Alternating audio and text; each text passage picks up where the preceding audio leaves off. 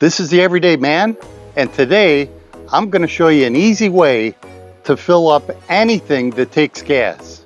The only thing I don't like about the zero turn I have is it's big, but it also has a big gas tank, and filling this thing can be a real pain.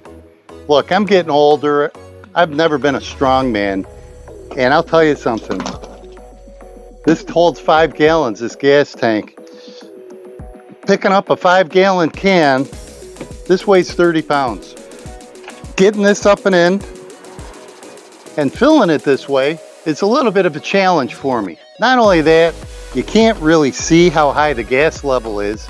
This zero turn doesn't have a gas gauge, so I'm forced to look down in there while I'm filling this. It's supposed to shut off. Sometimes it does, sometimes it doesn't. The first step is, let's take the can up off the ground a little bit, right? So that's a better height.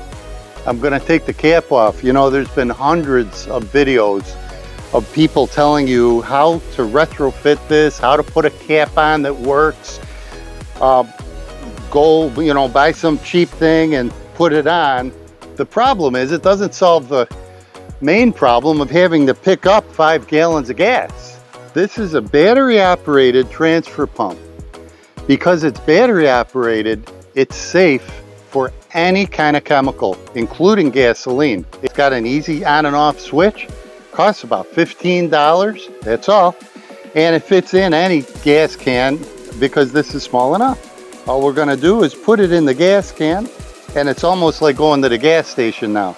All I'm gonna do is turn it on, and now we're filling the gas at 2.5 gallons per minute. I mean, you can see how easy this is. No strain. I'm not holding it up.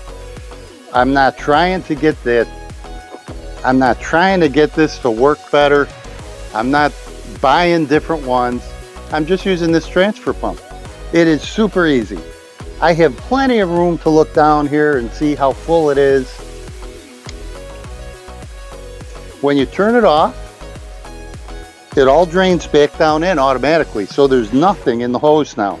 If I drop this hose down, you might get a drip out of it. No, I didn't even get one single drip. Look at that. Again, all you do, turn the switch on, make sure it's in here. Now I'm holding it out here just so you can see how it's going. Normally you would probably hold it down 2 or 3 inches into the tank, right? Obviously. For this, I'm just holding it up here. Now you gotta admit, that is pretty darn easy. So you can fill it. I'm gonna fill it up to that bottom ring. I think that's what tell you to anyway.